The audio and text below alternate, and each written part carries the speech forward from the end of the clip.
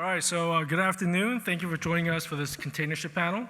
There's a few topics that we wanted to address relating to the upcoming IMO regulations. Also, global trade it seems to be softening a bit, and we'll let our panelists introduce themselves and go over these topics. So Howard, you want to introduce yourself and your company, please? Okay, yes, I'm Howard Finkel. I'm Executive Vice President of COSCO, Americas, the Container Division. Hi, I'm Tasos Aslidis. I'm the CFO of Euroseas Limited. We own 15 feeder ships. Also the CFO of Eurodry, which owns dry bulk ships. We'll focus on the containers now. Hello, my name is Constantin Baack. I'm CEO of MPCC Container Ships. We own 68 feeder container ships, and we are listed on the Oslo Stock Exchange. All right, thank you. So I want to start with,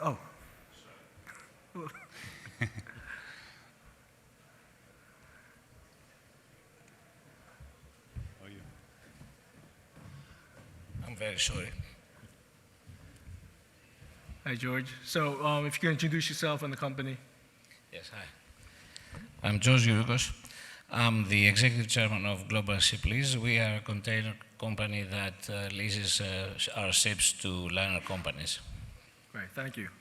So, you know, one big topic around shipping right now is the upcoming IMO 2020 regulations and whether to retrofit scrubbers or not. And so, you know, I want to ask our panelists, I know that some of you have scrubber plans. How important do you think the installation of scrubbers will be for earnings as we move beyond 2020 and into 2021, and whether charterers will be requiring all vessels, especially on the container side, to be retrofitted with scrubbers? So Howard, if you could begin. Yeah, probably a little bit different take than the other panelists on this. COSCO, part of our fleet, will have scrubbers. I think still at this point the majority of our plan is to buy the low sulfur fuel. I think this is going to be very difficult for us.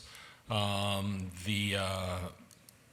the past, bunker was something I'd say around 7 or 8 years ago that the carriers got right after years of having antitrust immunity and not doing anything with rates. We were able to get a common index that everybody was using through a talking agreement. That talking agreement went away around 2.5 years ago. Right now, everybody has different formulas. I'm a little concerned because the way the contracts were written this year, basically it says between September and November, we can sit down and start talking about the new bunker, but there's nothing solid.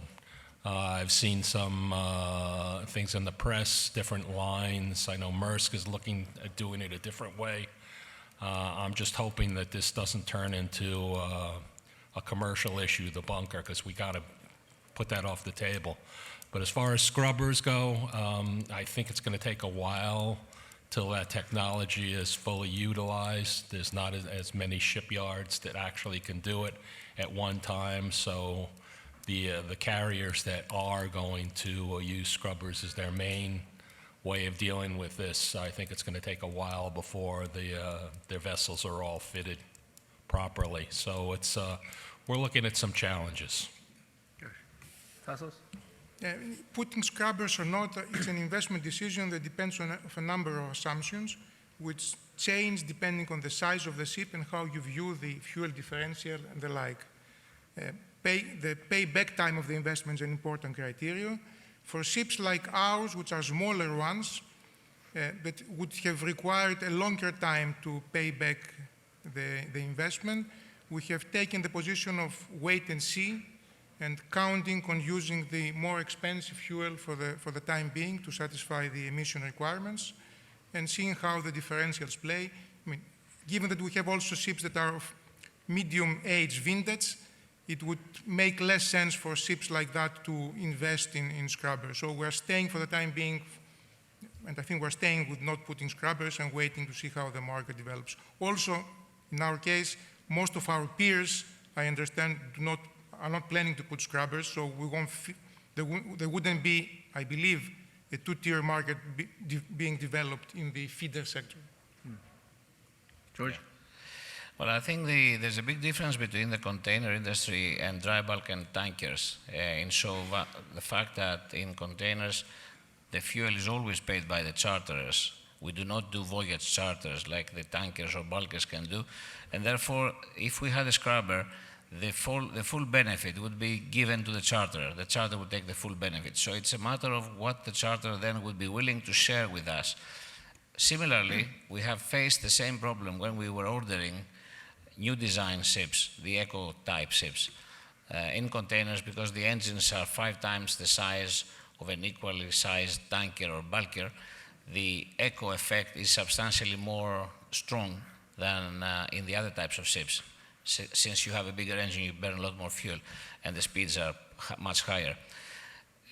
When we did build these ships, we have seen a differential in the charter rates. These ships are getting a higher charter rate, but they never get the full benefit. I mean, if we save ourselves, I don't know, 30 tons, if we burn 30 tons less than a non-fuel efficient ship, we're not getting 30 tons times the fuel price on the charter rate. So I've seen that when you depend on the charter's decision, we leave it to the charter to decide also on which ships to be scrubber fitted or not. We have 3 ships that were fitting scrubbers. That was after the charter approached us and asked for a scrubber installation, which the charter is providing us a longer period to amortize it and a higher charter rate to do so. So our view is we will install scrubbers only when the charters require them. Okay, great. Constantin? Yeah, a lot was said already, so I'll try to cut it short. I think generally, I personally believe scrubbers will not be the long-term solution anyway, so it is an economic decision to equip scrubbers. We will do so on 10 out of 68 ships. And for 8 of these ships, we already have charters, which provide us with a payback on the basis of a spread of 150 to 200 of less than 2 years, which in my view is interesting. It's an interesting investment decision. And secondly, in feeders you usually don't have long-term charters. We were able to combine that with slightly longer-term charters at a premium. However, we take a balanced approach for a few reasons. In the end, it boils down to trading pattern, consumption, and other parameters, which, for example, I would not see in certain trades like intra-Asian trades or other trades where you only look at in some feeder trades on 120, 150 sea days.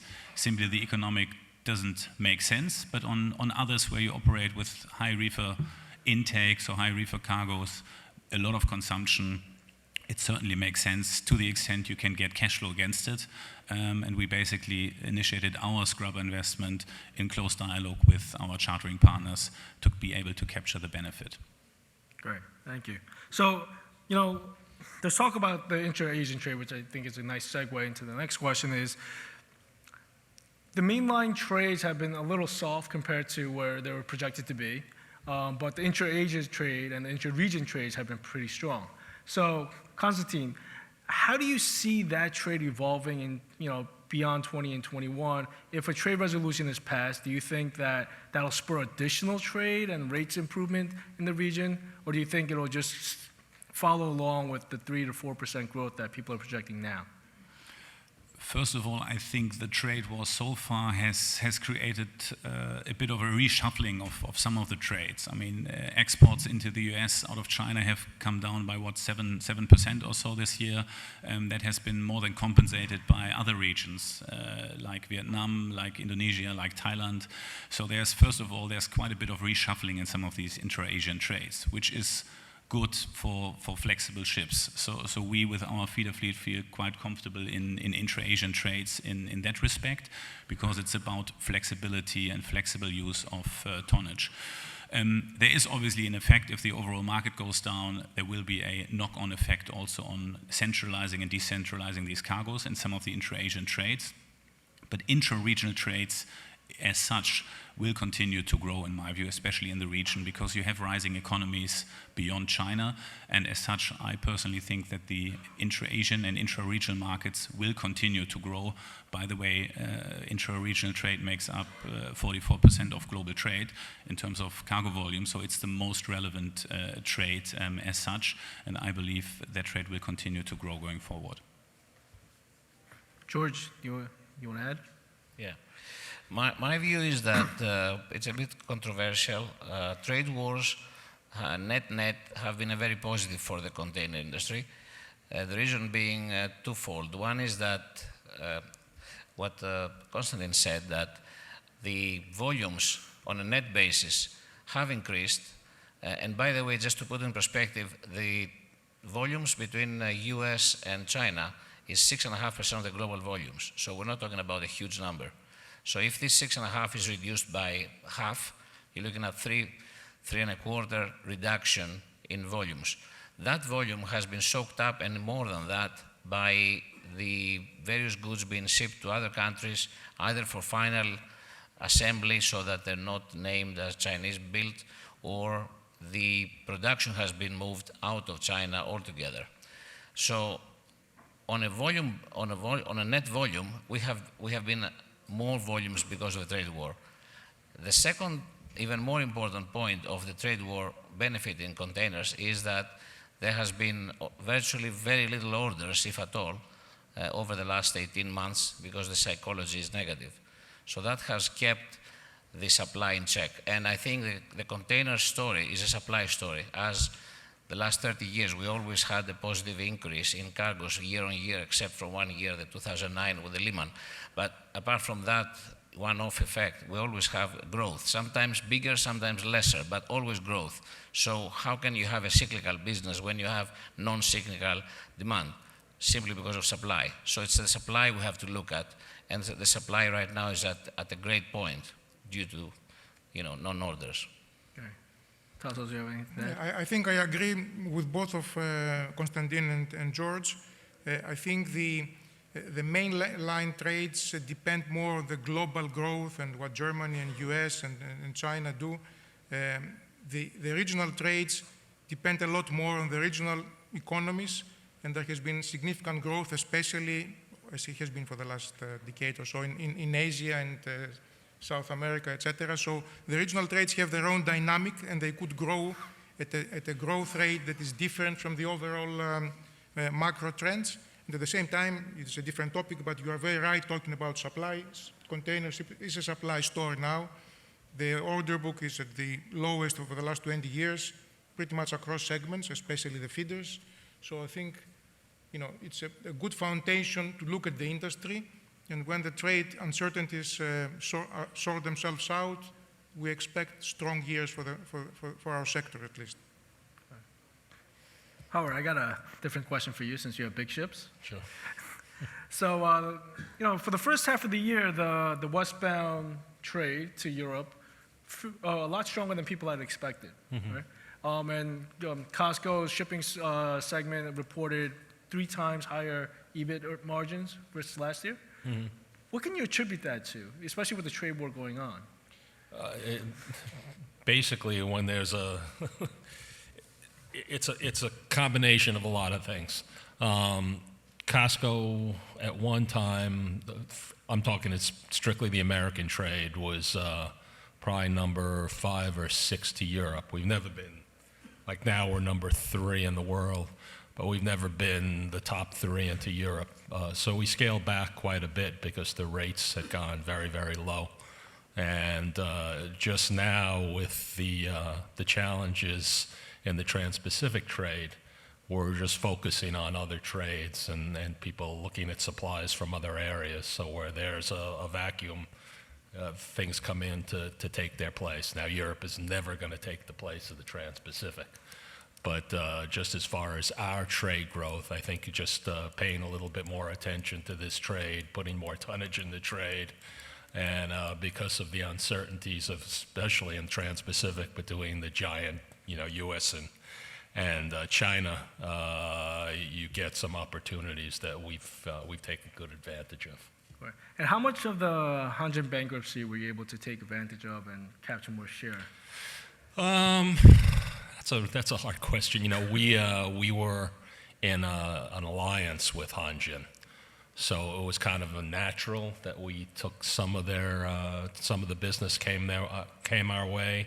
Of course, the majority of their business was Korea, and we have we're a major player in Korea, but considerably smaller than Hanjin.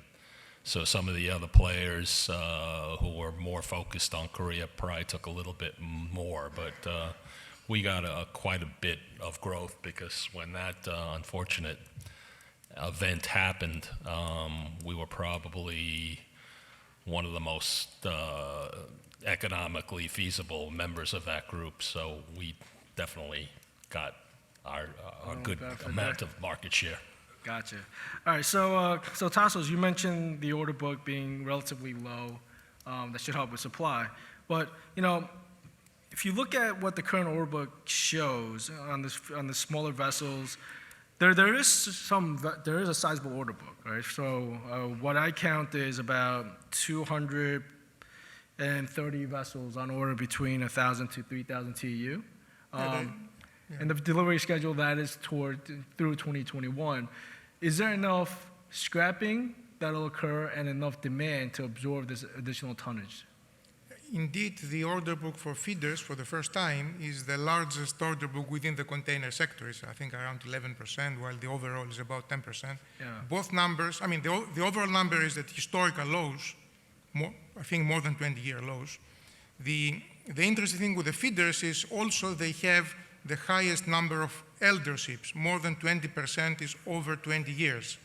So you could expect that there are the elements of a balanced growth. The sector was underbuilt before. I think is getting filled up again due to the aging. So I don't have any worries about supply pressure on the sector. Okay, but with rates being strong, let's say right now they're about $9,000 to $10,000 a day, even for the old vessels. You guys operate 25-year plus vessels, and they're earning good rates. OpEx is low, they're manageable. At what point do you now scrap those vessels and acquire new tonnage? That is very much on a vessel-by-vessel decision, depending on what a vessel needs to go through the next special survey. I mean, I will say that we have 2 vessels in our fleet that one is approaching its 30th year, if you can believe it. It's the most consistent earner in our fleet. We most likely scrap it at its 30th anniversary, but I cannot guarantee it because if the rates are good and the economics of getting it through a survey work out, why not keeping it for another cycle? So it depends very much on what you need to, how much money more you need to put on a vessel as it approaches the next big survey, whether that is the 4th at 20 or the 5th at 25 or later. It's a vessel decision. So I would imagine there would be some less well-maintained vessels that will go out in the early 20s, and some that are better maintained, I want to believe like ours, they will continue trading in their late 20s. Okay, great. So my next question is for Constantin and George, since you have pretty sizable fleets.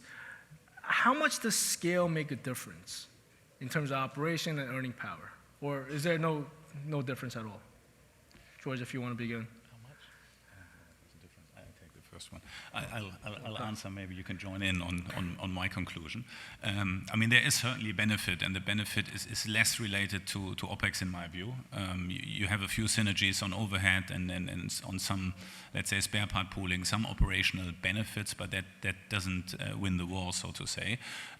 More relevant on the commercial side, so on the chartering side, where a bigger fleet allows you to have a more strategic dialogue also with the charterers. I mean, we have, as I said earlier, we have been able to conclude scrubber charters with one party for a fleet of 6 ships and with another party for 2 ships. So there is let's say, strategic dialogue on commercial concepts, on chartering concepts that is beneficial. And secondly, and I think very importantly, is access to funding, right? And that, in my view, is a very critical item that you have access to financing.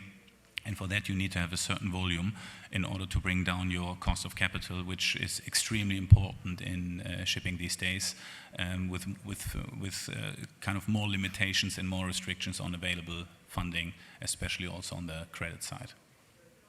Yeah. Well, on the OPEX, I would agree with Constantin. Becoming bigger and bigger doesn't really make a big difference in the operating expenses reduction. I mean, you have to have a critical mass, of course. You have to have more than 50 ships to be within this bracket that, whether 50 or 100 doesn't really make a big difference in the operating expense, but 20 to 50 it does make. So that's on the OPEX. On the commercial, we take a different view. We see a lot of the consolidation, a lot of owners, especially in Germany, are joining forces. We don't want to do that. We will not do that because we feel that the type of ships that we operate, which is mainly bigger ships, post-Panamaxes, we feel it's better served by direct relationships with the liner companies. And what we've discussed with liner companies is that we see that they don't obviously view very positively the alliances of owners together, as they feel that that is creating too much competition for them.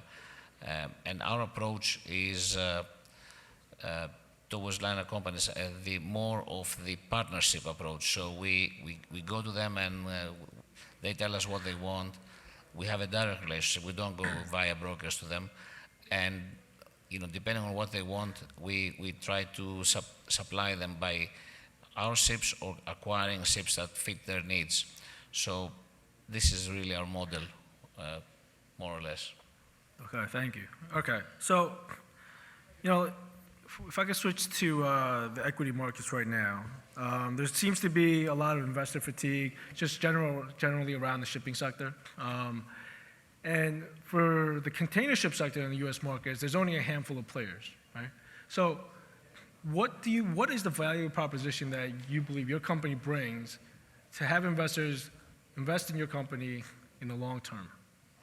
Howard, Well, still, COSCO now is the China shipping company. We are together with China Shipping and now with OCL. So that part of the world, the Trans-Pacific, we have the most expertise. There are challenges, of course, because of what's happening with the trade war.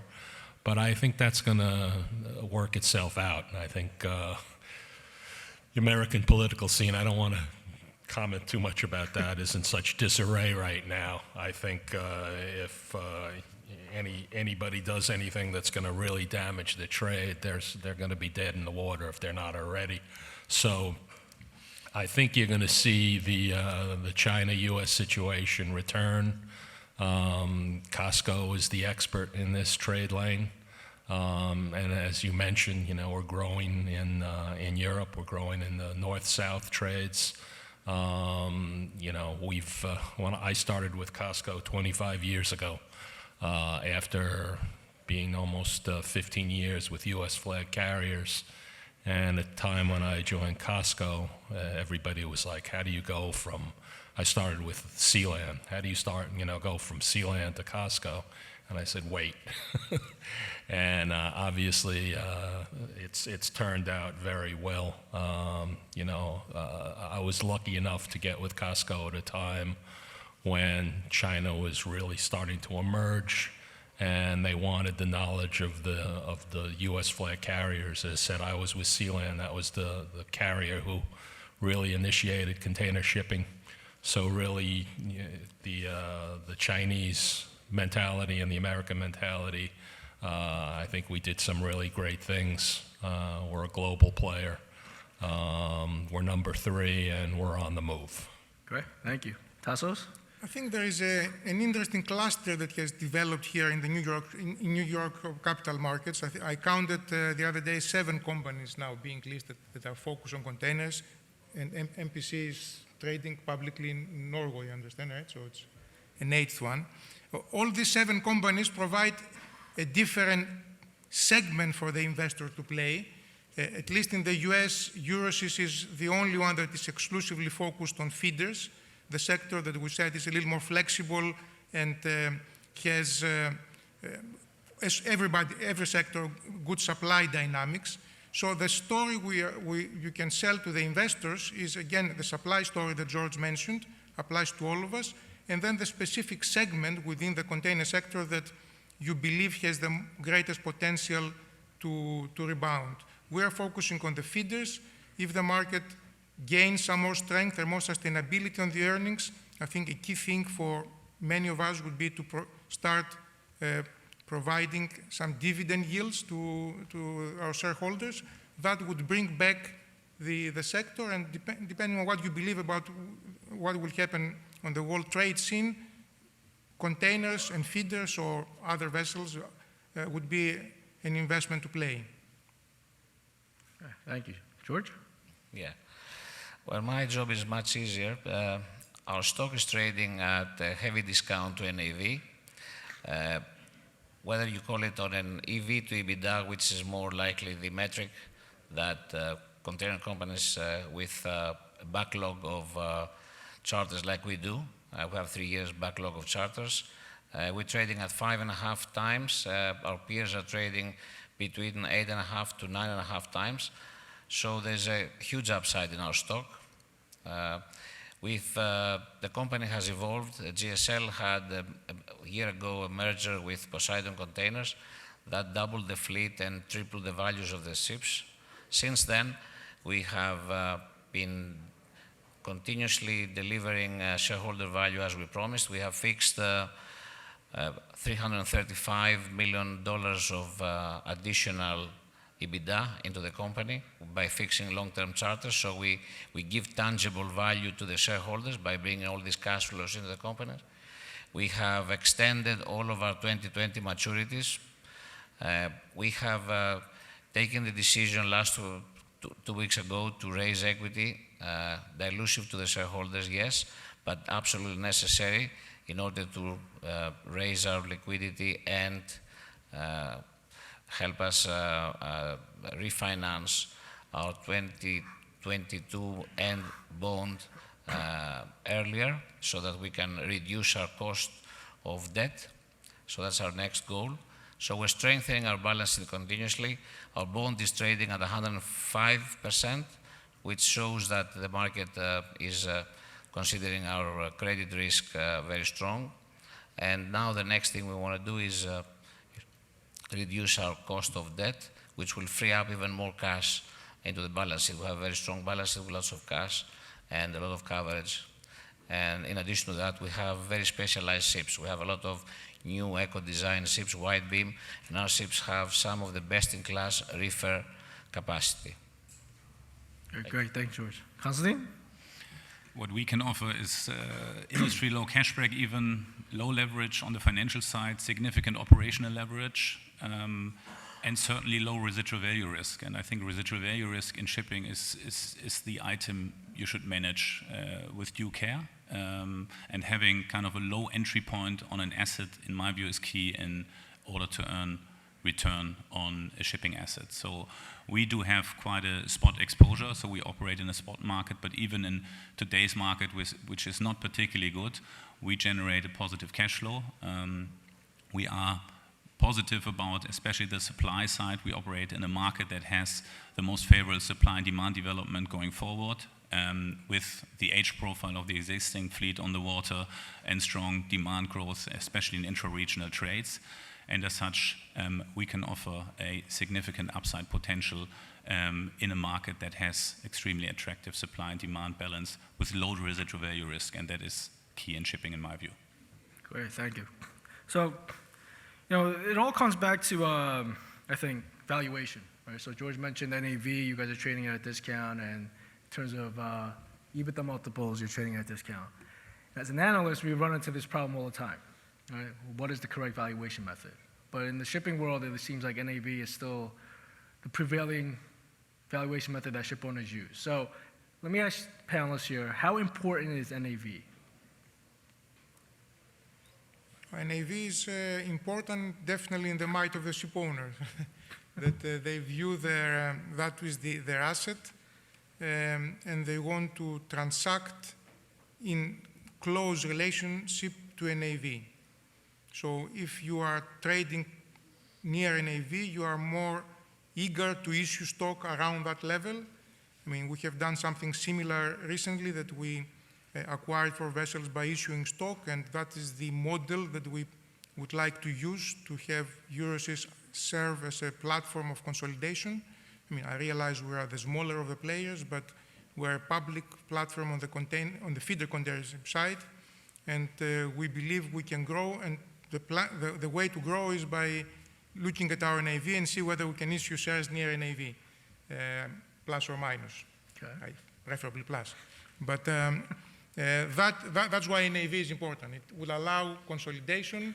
I mean, the previous panel was discussing the fact that there were no ship for shares transaction easily done, because if you gave your ships in a company that trades at significant discount to NAV as an investor, you get an immediate writing down on your investment. So NAV is important, and trading close to it is also important. Okay. George, I know you guys just did a large acquisition last year. How close were you to NAV in that transaction? Well, obviously, when we did the transaction, we had two options. We either merge with GSL or sell the fleet if we wanted to liquidate, right? So we had the NAV, obviously, but if you sell ships in the market, you get NAV. We chose to merge, as in dry bulk and tankers, when the charters are short. I mean, you usually have up to a year, maybe two in tankers. This is the usual, the ships are trading spot. NAV is very important. But in the container industry, like the LNG industry, in industries where you have long charters, like 2, 3, 5 years, NAV becomes much less important, and it's more important the EV to EBITDA. So we chose to do this merger, knowing that initially we would trade below what our fleet was worth on the street, by selling them, because we believe in the business model that we would build by fixing our ships long-term, chartering our ships long-term, and building on an EV to EBITDA. Right now, our stock is trading around $7.50, and the EV to EBITDA that reflects is 5.5 times. If we were trading at the peers, our stock would be north of $23. So that's where we're heading, and that's what we think, that NAV is a matrix, but not that relevant of a matrix in containers. Constantin, can you give us a little insight into how Norwegian investors view NAV? Well, first of all, I think NAV is one of the data points you should be looking at, but obviously risk profile and upside potential is another one. So I think NAV has always to be seen in a few senses. First of all, can you actually realize that NAV, the S&P market at the moment, is extremely illiquid, I'd say, and therefore NAV is not NAV, right? So I think that needs to be factored in. Therefore, I think an EV to EBITDA is certainly another indicator that is worth looking at.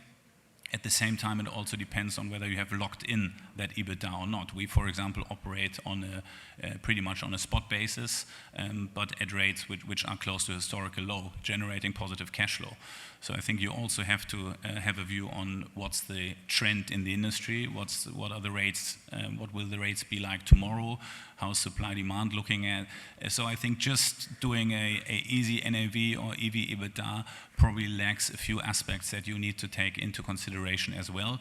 However, I think a combination of these things has to be looked at and then taken a conclusion. And I repeat myself by saying residual value risk, in my view, is extremely important. And that is something you need to look at, in particular at the end of certain charter arrangements, which are kept, but you will basically stay with the residual value risk. Okay, great, thanks. So my next question is a little different. you guys are all ship owners, and you operate vessels. Regardless of sector, what vessel segment do you think, are you most bullish on in the next 12 months? I mean, within containers or? Outside containers, tankers, LPG, LNG, barges. Constantin, you want to start? Well, that's a good question. I think the tanker space is interesting, but has had its rally already. So I think there we have seen quite a bit of revaluation. So I would say that is a sector that is interesting, yet already well priced. On the container side, I think a lot of companies are undervalued, and therefore from a value appreciation perspective, that's an interesting sector to look at, but not in the next 3 months. That's more in the next 6 to 12 months in my view. But I personally think tankers and maybe also LNG is still interesting at this stage. Okay. George? Well, I simply don't know about tankers, so I cannot give an opinion. I heard that VLCCs are making $300,000 a day. So obviously, if I had a VLCC, I would be a very rich guy now. But I don't know for how long this will happen. And for tankers is very interesting. Always, it's a wild card, though. Things can dramatically change to the positive or to the negative without anybody can predict, because there's so many elements. So that's all I can say about tankers. But I guess the investor community is quite interested in tankers, from what I understand. Now, if you were asking me where I would put my personal money, I would simply put my money in containers. The reason I would do that is because the fundamentals are very supportive, and in containers you can get, when the market is strong, you can lock in this strong market for many years to come by fixing long term. That's an aspect I like. I don't like, I'm a bit risk-averse person. I don't like too much risk. I like calculated risk, and that's why I chose containers as my investment. Okay, that's a safe one. Tasos? I'm not very familiar with the LNG and LPG dynamics, so I will keep my comments on the tankers, bulkers, containers. I think all three sectors are supply stories. After many years of oversupply, we've seen very low order books. That gives a basis, a springboard for the sectors to grow. So for myself, I would create a portfolio across those sectors. The example of the tankers is that if you have good supply support, small changes in demand could make wild scenarios play out. That happened back in 2004-05 for our sectors too. So having supply support for the next 2 or 3 years is a very important point and a very attractive point. So I would think all three sectors, obviously tankers have already seen the upside, and you have to evaluate it from a different point of view. But looking at limited supply growth is a big factor in my consideration. Howard? Yeah. Please don't say containers. COSCO basically is pretty big in all the sectors.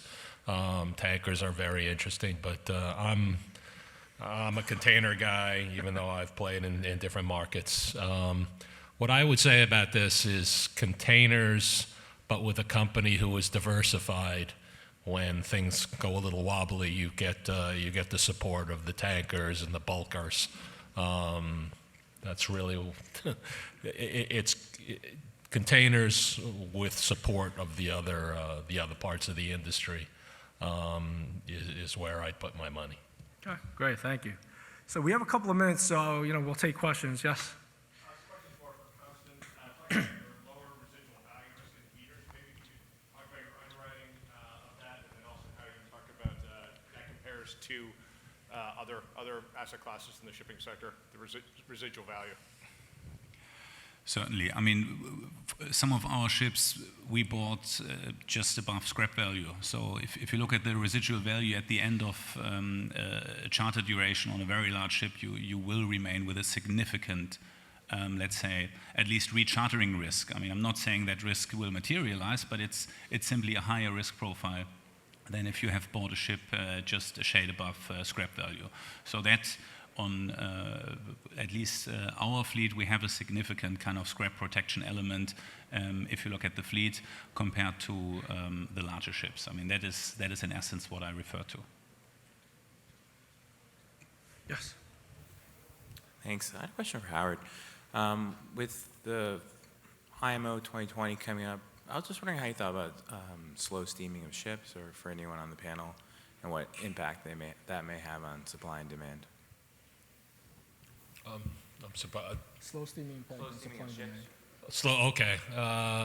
Slow steaming, even with the bigger ships that are more efficient, I believe is going to stay. I don't think you're going to see much of a change in that, especially now with uncertainties in the market. You don't want to, and uncertainties if we're going to actually be able to collect the proper bunker charge. I think that's going to show a lot of what's going to happen with slow steaming and with everything, whether the carriers in the next year or two are going to be profitable or not profitable. I think it's all going to depend on fuel. That's going to be the make it or break it. And right now, there's a lot of uncertainties. As I said, the scrubber purchasing the low sulfur fuel, that has not been settled. And what's not settled is how we're going to actually collect this. A couple of years ago, as an industry, we all knew how we were going to collect it. Now, there's a lot of uncertainties, a lot of differences between different carriers.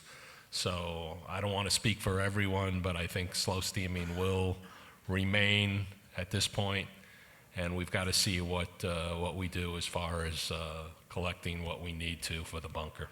Just kind of follow up. So with fuel prices increasing, do you think slow steaming will increase as well, or is there room for it for ships to slow down even more, or kind of stays the same? Right,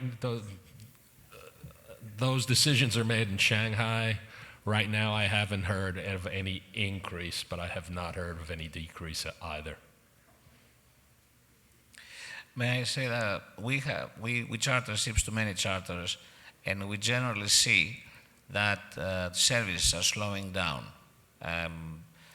The CEO of Maersk officially has said that the Maersk line is going to slow steam their services by 1 or 2 knots. That there's a public statement.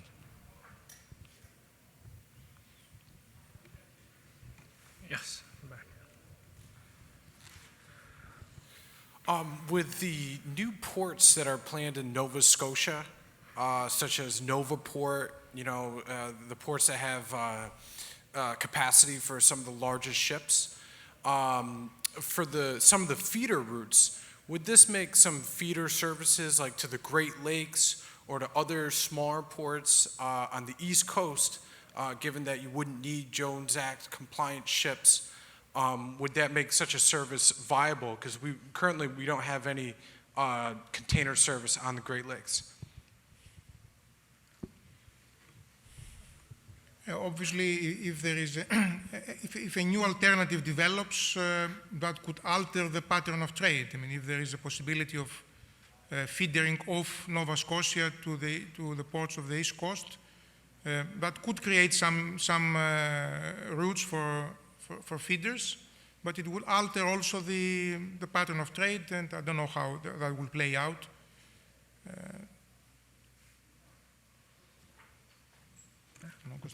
All right. Well, I want to thank our panelists once again, and thank you for joining us. Thank you.